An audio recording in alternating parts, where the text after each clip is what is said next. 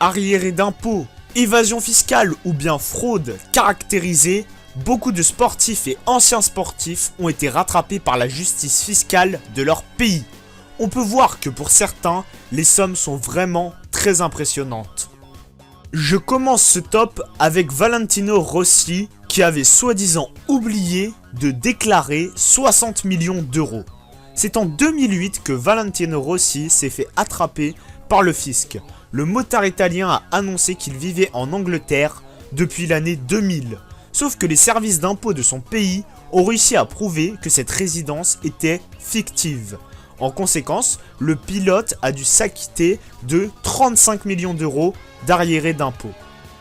Depuis le mois d'août 2014, l'Argentin Juan Martín del Potro est poursuivi par les services fiscaux de son pays qui considèrent que le joueur a transféré illégalement ses revenus hors d'Argentine pour dissimuler sa charge d'impôt. Le tennisman a promis d'apporter la preuve de son innocence et de sa bonne foi. On ne sait pas ce qui va se passer, c'est une affaire à suivre. Alors qu'il évolue aujourd'hui en Turquie, Taitaiwo est soupçonné d'avoir omis de payer son impôt sur le revenu en 2008 et 2009 lorsqu'il jouait à l'Olympique de Marseille. Le Nigérian aurait également des arriérés de taxes d'habitation et de taxes foncières à régler.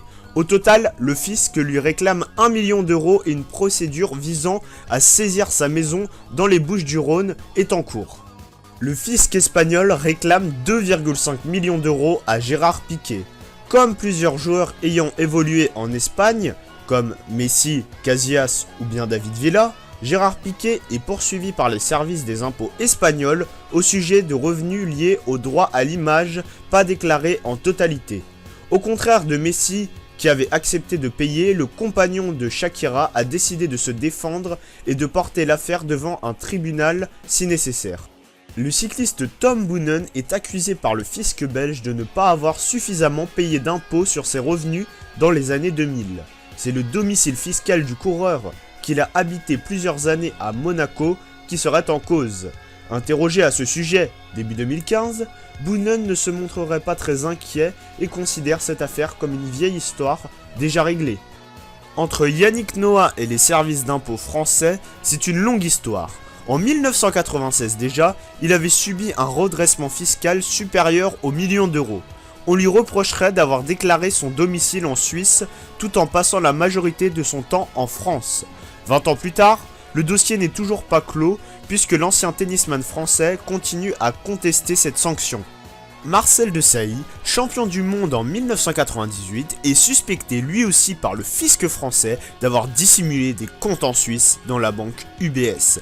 Rien n'est encore avéré, mais l'administration française mène l'enquête depuis l'été 2014.